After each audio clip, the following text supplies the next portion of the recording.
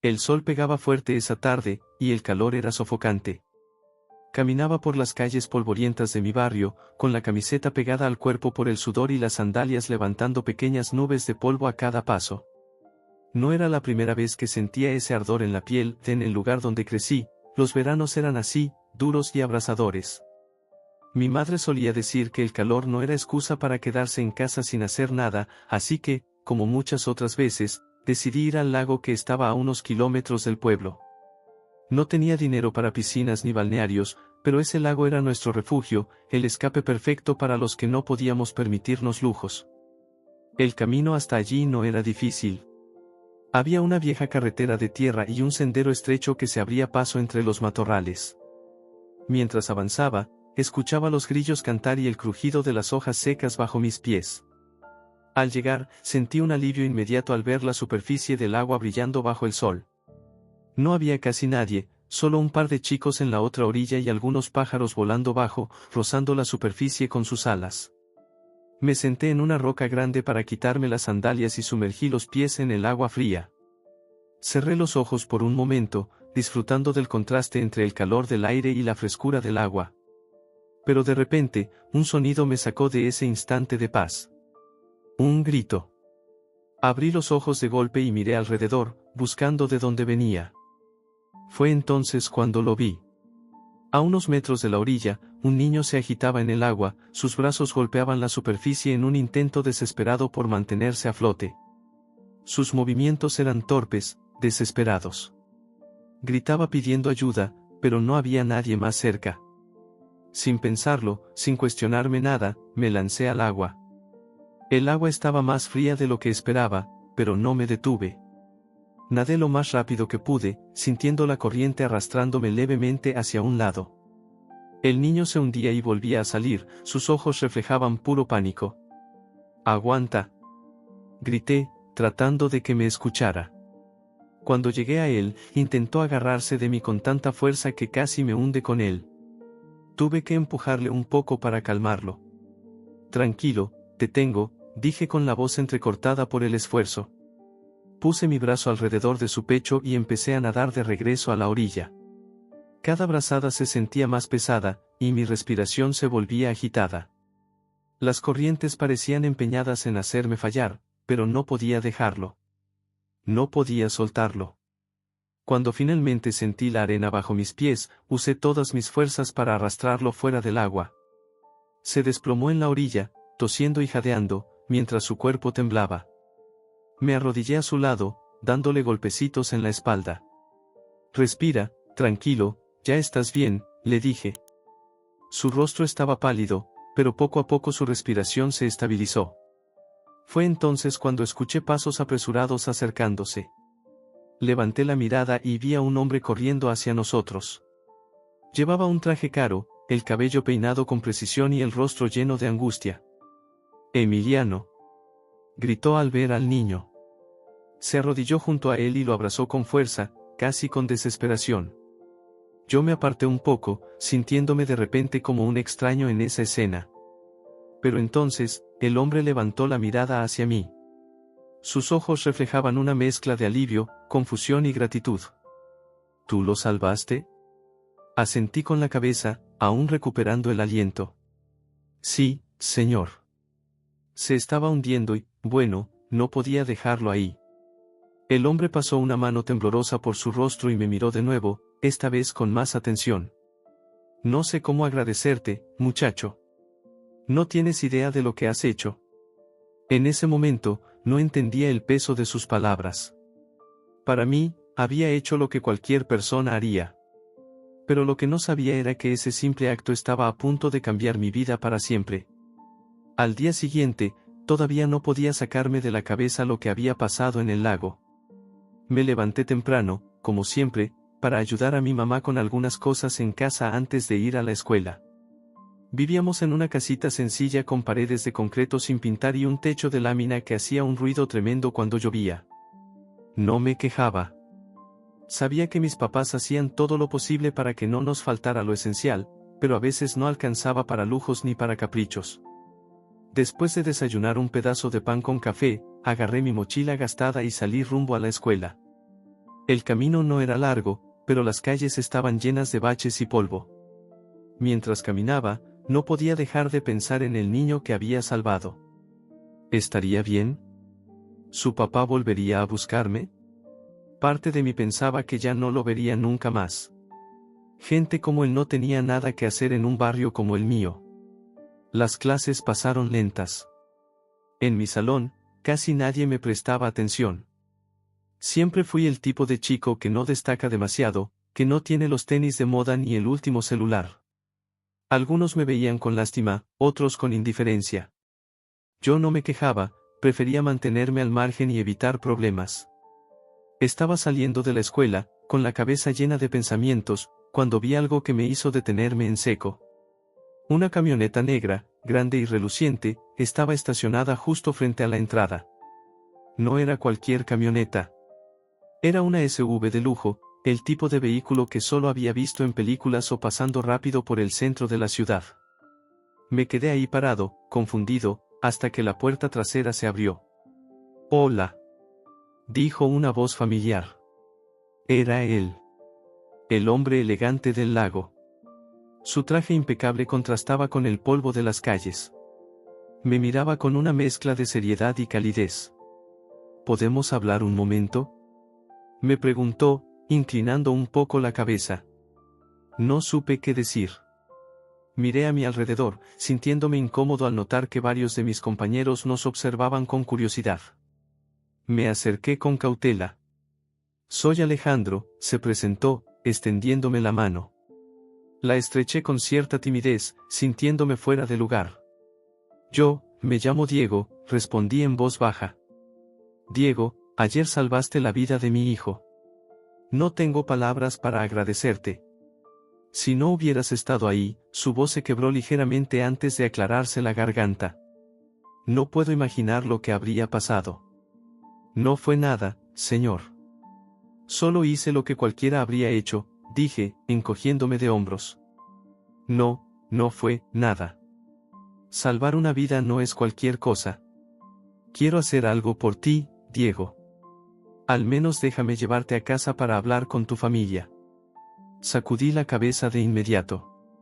La idea de que ese hombre tan importante viera nuestra humilde casa me avergonzaba más de lo que quería admitir. «No es necesario, señor. De verdad. Estoy bien». Alejandro me miró por un momento, como si estuviera tratando de entender por qué me negaba. No insistió. En cambio, sacó una tarjeta de su bolsillo y me la ofreció. «Si alguna vez necesitas algo, cualquier cosa, llámame». Tomé la tarjeta con manos temblorosas. El papel era grueso y elegante, y en letras doradas se leía su nombre completo junto a un número de teléfono. «Gracias», murmuré, guardando la tarjeta en mi mochila. Pensé que ahí acabaría todo. Pero estaba equivocado. Esa misma noche, mientras ayudaba a mi mamá a lavar los trastes, escuché una conversación entre ella y mi papá en la sala. Hablaban en voz baja, pero pude distinguir el tema. El dinero no alcanzaba. Una vez más, los recibos se estaban acumulando, y la preocupación pesaba en el aire como una sombra constante.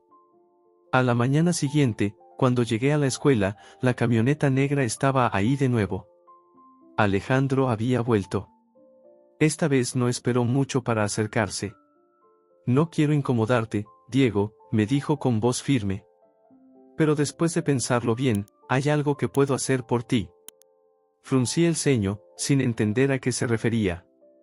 «¿Qué cosa?», pregunté con cautela.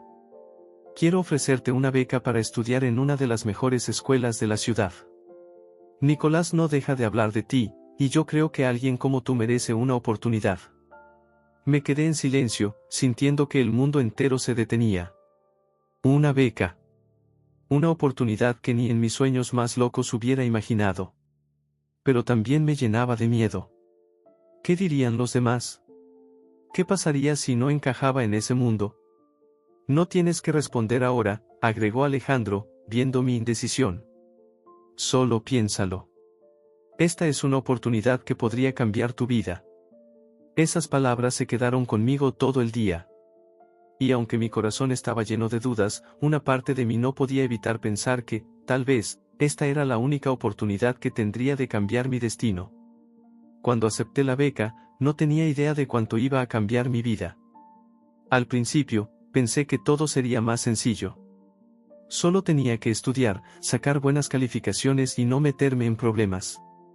Pero entrar en esa escuela no fue como imaginé. Desde el primer día, me di cuenta de que no pertenecía a ese lugar. La escuela estaba en una zona exclusiva de la ciudad, con calles limpias, jardines bien cuidados y casas enormes alrededor. Era el tipo de vecindario que solo había visto en revistas. El edificio principal parecía sacado de una película, con paredes de mármol brillante, escaleras amplias y salones tan grandes que cabían 3 veces mi antigua aula. El primer día llegué temprano, con mi mochila vieja y mis zapatos gastados, los únicos que tenía. Mientras caminaba por los pasillos, sentía que todos me miraban. No era imaginación mía. Los murmullos empezaron casi de inmediato. ¿Quién es ese? Escuché que susurraban a mis espaldas. Es el becado, respondió una chica de cabello rubio y perfectamente alisado. Mi papá dice que su familia ni siquiera tiene coche. Tragué saliva y seguí caminando, tratando de ignorar los comentarios. Estaba acostumbrado a no encajar, pero aquí se sentía diferente. No solo era el nuevo, también era el pobre. Las clases no eran un problema para mí. Siempre me había esforzado para sacar buenas calificaciones, y no iba a dejar que esos comentarios me hicieran rendirme. Pero fuera del salón, las cosas eran más difíciles. Los otros chicos hablaban de viajes al extranjero, de fiestas en casas enormes, de cosas que yo ni siquiera podía imaginar. No tenía nada en común con ellos. El único que me trataba con normalidad era Nicolás. Desde el día que lo salvé en el lago, me veía como un amigo de verdad. A pesar de vivir en ese mundo de lujo, no era como los demás. Me invitaba a sentarme con él durante el almuerzo, me defendía cuando alguien hacía un comentario cruel y, poco a poco, empecé a sentirme menos solo. No les hagas caso, me decía Nicolás, encogiéndose de hombros. Ellos creen que por tener dinero, son mejores.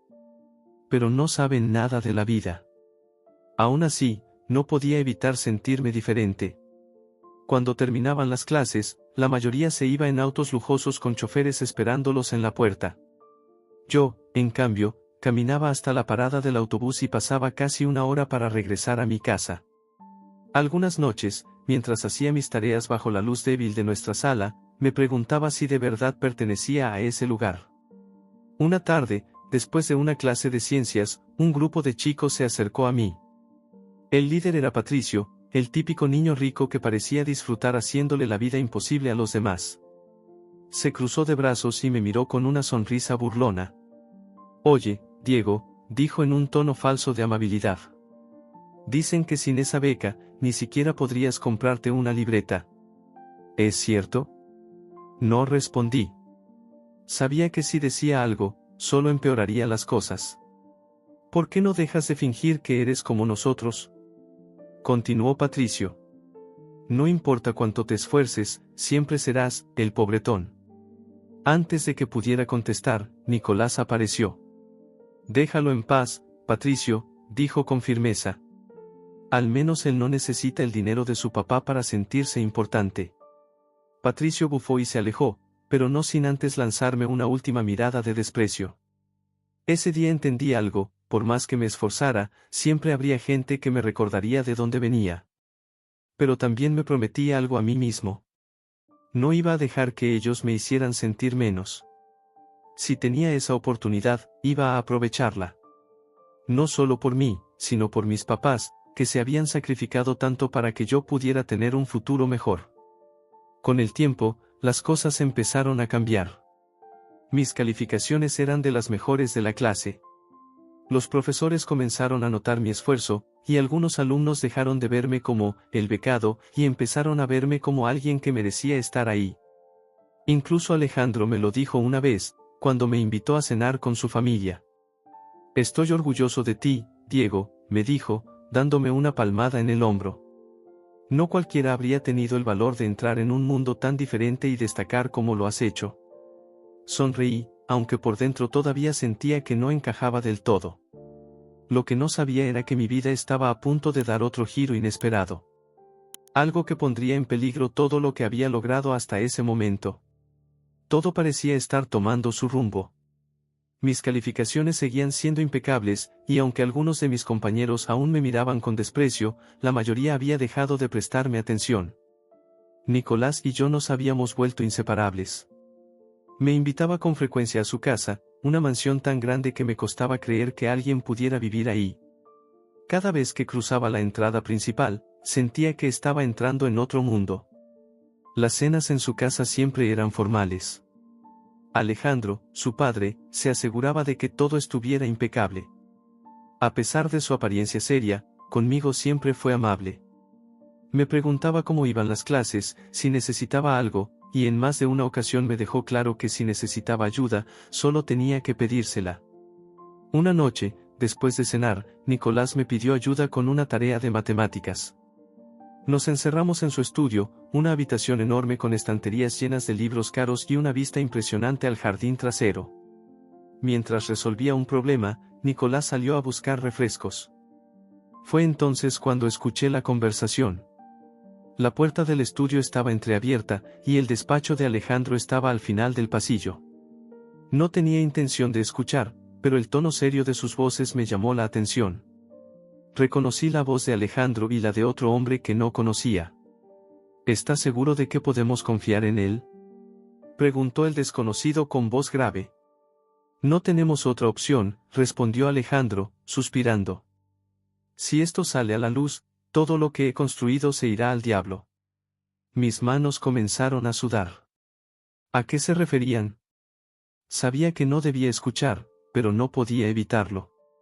Nos están vigilando, continuó Alejandro, con una tensión en la voz que nunca antes había escuchado. Si descubren lo del contrato, estaremos acabados. En ese momento, sentí un escalofrío recorrer mi espalda. ¿De qué contrato hablaban? Por la gravedad de la conversación, supe que no se trataba de un simple malentendido. Algo serio estaba pasando. Justo cuando iba a alejarme, la voz del otro hombre se volvió más amenazante. Más te vale mantenerlo todo bajo control, Alejandro. No queremos problemas. Me alejé de la puerta justo a tiempo. Nicolás regresó con los refrescos y, al verme tan serio, levantó una ceja. ¿Todo bien, Diego?, preguntó, ofreciéndome una lata. Sí, todo bien, mentí, aunque mi corazón latía con fuerza. Esa noche, al llegar a casa, no pude dormir. Me daba vueltas en la cama, pensando en lo que había escuchado. Alejandro, el hombre que me había dado una oportunidad cuando nadie más lo hizo, estaba involucrado en algo turbio. Durante los días siguientes, no podía sacarme la conversación de la cabeza. Cada vez que veía a Alejandro, me costaba creer que alguien como él pudiera estar metido en un negocio ilegal. Pero no había duda, algo no estaba bien. Mi preocupación creció cuando comencé a notar cosas extrañas. Un día, al salir de la escuela, vi un auto negro estacionado al otro lado de la calle. No le di importancia hasta que, días después, lo vi de nuevo frente a la casa de Nicolás. Algo en ese auto me puso los nervios de punta. Era como si alguien estuviera vigilando. En una de mis visitas a la mansión, mientras Nicolás estaba en su habitación, decidí averiguar más. Caminé por el pasillo hasta el despacho de Alejandro. La puerta estaba cerrada, pero no con llave. Mi corazón latía con fuerza mientras la empujaba lentamente. El escritorio estaba ordenado, con documentos apilados cuidadosamente. No sabía qué buscaba, pero tenía la sensación de que algo no estaba bien. Revisé algunos papeles hasta que encontré una carpeta marcada como «Confidencial». Al abrirla, descubrí varios contratos con nombres que no reconocía y cifras que parecían demasiado grandes para ser legales. El sonido de pasos en el pasillo me sobresaltó. Cerré la carpeta y salí del despacho justo a tiempo antes de que Alejandro apareciera. Me miró con una sonrisa cálida, pero detrás de sus ojos había una tensión que no podía ignorar. ¿Todo bien, Diego?, me preguntó con su tono habitual de amabilidad. Sí, señor, todo bien, respondí, tratando de ocultar mi nerviosismo. A partir de ese momento, supe que estaba metido en algo mucho más grande de lo que imaginaba. Lo peor de todo era que no podía hablar con nadie. Si decía la verdad, podría perder todo lo que había conseguido. Pero si me quedaba callado, estaba protegiendo algo que, tarde o temprano, podría explotar. Lo más aterrador fue darme cuenta de que Nicolás, mi mejor amigo, también estaba en peligro.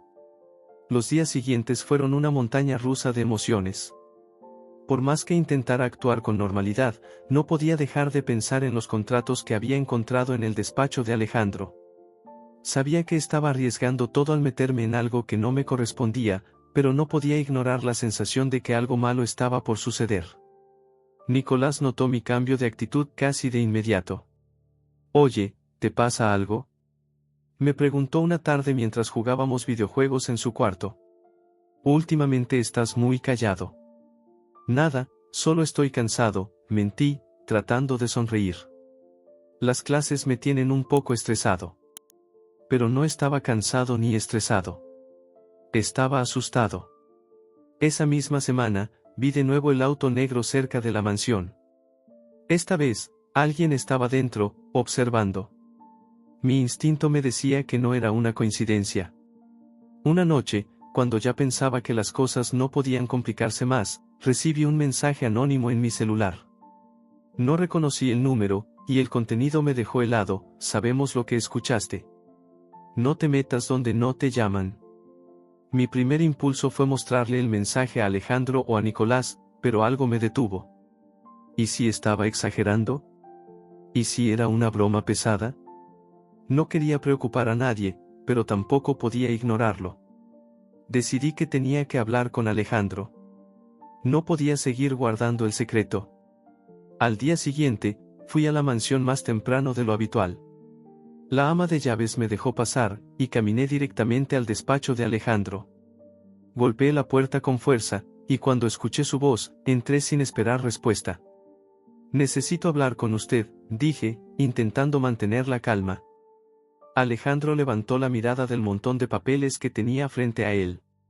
Su expresión pasó de curiosidad a seriedad al ver mi cara. «Siéntate, Diego», me indicó, dejando su pluma sobre la mesa. «¿Qué pasa?». Respiré hondo antes de soltar todo de golpe. Le conté que había escuchado su conversación con aquel hombre, que había visto los contratos y que alguien me estaba vigilando. Mientras hablaba, sus ojos se endurecieron, pero no de enojo, más bien parecía preocupación. Cuando terminé, hubo un largo silencio. Alejandro se levantó lentamente de su silla y caminó hacia la ventana, como si necesitara ordenar sus pensamientos antes de hablar. Sabía que, tarde o temprano, esto iba a pasar, dijo en voz baja, casi para sí mismo. Pero no pensé que te verías involucrado. ¿Qué está pasando, señor?, pregunté, sin poder ocultar el temblor en mi voz. ¿En qué está metido? Se volvió hacia mí con una mirada cansada. Por primera vez, no parecía el hombre seguro y poderoso que siempre había conocido. «No soy un santo, Diego», admitió, cruzando los brazos. «He hecho negocios que no siempre han sido legales. Pero todo lo que he hecho ha sido para proteger a mi hijo y asegurar su futuro». Me quedé en silencio, asimilando sus palabras. Una parte de mí quería levantarme e irme, alejarme de todo ese lío. Pero otra parte, esa parte que recordaba cómo Alejandro me había dado una oportunidad cuando nadie más lo hizo, no podía abandonarlo ahora. «¿Por qué me lo dice ahora?», pregunté finalmente. Alejandro soltó un suspiro pesado antes de responder. «Porque ya no puedo manejar esto solo», confesó. «Hay alguien dentro de mi empresa que me está traicionando. Y si no descubro quién es, Nicolás estará en peligro». Mi corazón dio un vuelco al escuchar eso. Hasta ese momento, todo parecía un juego peligroso entre hombres de negocios, pero ahora Nicolás estaba involucrado, y no podía darme el lujo de mirar hacia otro lado. «¿Qué quiere que haga?», dije, casi sin pensarlo. Alejandro me miró con una mezcla de gratitud y preocupación. «Necesito tu ayuda para descubrir quién está filtrando información. Eres inteligente, Diego, y nadie sospecha de ti. Puedes moverte entre la escuela y la casa sin levantar sospechas. Sabía que aceptar significaba ponerme en peligro, pero no podía decir que no. No después de todo lo que Alejandro había hecho por mí. Estoy dentro, respondí, decidido. Gracias, Diego, dijo Alejandro, acercándose para estrechar mi mano. No lo olvidaré jamás. En ese momento, dejé de ser solo, el chico humilde, y me convertí en alguien en quien Alejandro confiaba ciegamente. No tenía idea de lo que me esperaba, pero una cosa era segura, ya no había vuelta atrás.